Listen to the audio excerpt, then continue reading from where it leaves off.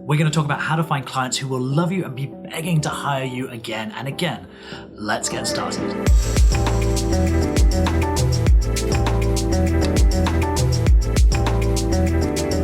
Welcome back to Career Ending Opportunities. My name's Simon Knapp, and thank you for joining me on this freelancing mini-series on the channel. Over the next couple of weeks, we'll be looking at ways to begin your freelance journey and talk about the pros and cons and some of the slightly more perplexing aspects of the freelance life. So if you're not yet subscribed, please consider doing so at any point in the video. Please drop in a comment about any tips or any experiences that you've had in the freelance world. When you first start out as a freelancer, you're full of drive and enthusiasm, and it's really important to find that first client early on and continue to grow and build your business. As a true beginner in the freelance world, though, it's really important to consider your existing sphere of influence and whether there's work there to be had. Ask yourself, do any of your family or your extended friends or your existing network have small businesses that could use your help? Is there anyone in your sphere of influence that's looking to start something new or that needs a partner along the way? And are there any independent or mom and pop style businesses in your neighborhood that you already interact with? People that could use your skills and grow their business by utilizing the abilities that you have to sell. Remember from the previous video, the golden rule of freelance is that once you can solve a problem somebody else can't, you become an expert to them. So consider that when you look at your existing network and your community to see who could use your help and who you can be an expert for. An example of this is towards the end of 2018, and in my neighborhood in Manhattan, we had a new Greek street food restaurant that opened up. And the food's pretty good, and the staff seemed really nice. But what I noticed is that they started a business in late 2018 without their own website, without any form of digital presence. And it left me wondering why. So I took it upon myself over a couple of days when my daughter was at school to make a very basic website for them. Using skills that I had as a Swift developer and also JavaScript, HTML, CSS, blah, blah, blah, I used those skills and leveraged them to create a template, an example of what we could do if we worked together to make a website. And I offered it to them for free with the understanding that any future works we did would be at an approved and agreed rate. Now, best case, that one small gesture of generosity could turn into thousands of dollars of freelance revenue.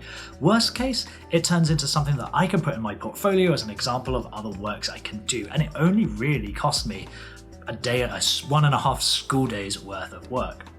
And although I don't fully advocate working for free, there are a lot of options that open up and possibilities that would never have existed if you didn't offer someone something as a teaser, something to entice interest in your skills and your abilities.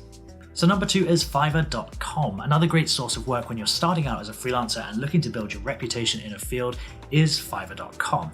If you don't know what it is, it's a great little freelance website where you can post pre-priced and pre-packaged, that took me a couple of takes, gigs to sell your skills. Whatever you do, whether you write, whether you design websites, whether you build apps, whether you are into contract law, you can literally do anything on Fiverr.com. And I should say that when Fiverr.com first started, I really didn't agree with it. The idea at the start was that every job would be $5. Now, you can't find many good quality freelancers or creatives that will work for just $5. But thankfully, over the last few years, it's really established itself as a fairer freelance platform. And you see jobs on there for $100, $200, $300, $500, jobs over $1,000 depending on their complexity. And I feel that whilst you're trying to build a reputation and get testimonials from people, it's a great source of work. Number 3 is helping charities and social causes in your local area. Remember, of course, when you're beginning, you have no portfolio really, you have no depth to your experience. So offering work for free to local charities is not only a good way to just give back to your community, but it's a great way to start building out your portfolio, continue to build and expand your reputation, and also expand the number of people that know who you are. Charities and social programs continue year after year, and they always need more work and more help. So why not donate a little bit of your time, give them something that they will be proud to use, something that you are proud that you created, and make sure that you're at the top of the list on their, I imagine, a file of facts for a charity or a social program, I gotta be honest. Be at the top of the file of facts, because when they look for the next job, you want them to think of you as the right creative and not somebody else on the internet that they found once by doing a Google search. Be in their minds, be top of their file of facts, then give back to your community if and when you can. So that's 3 great sources of your first freelance job. Look to family and small businesses in your area. Consider using Fiverr.com to pick up freelance gigs and expand your reputation. And also have a look at charities and local social programs, the Boys and Girls Club of America, for example. Give back to your community and make sure you're top of the list when they're looking to pay someone for work in the future. The next video is a really important one. It's all about how to know how much you should charge and what you should be looking to value your work at. Make sure you're subscribed if you're not already. Consider liking and commenting on the video below. And I look forward to talking to you in the next video in this series, all about how to value yourself and know exactly what to charge. I'll see you there. Bye-bye.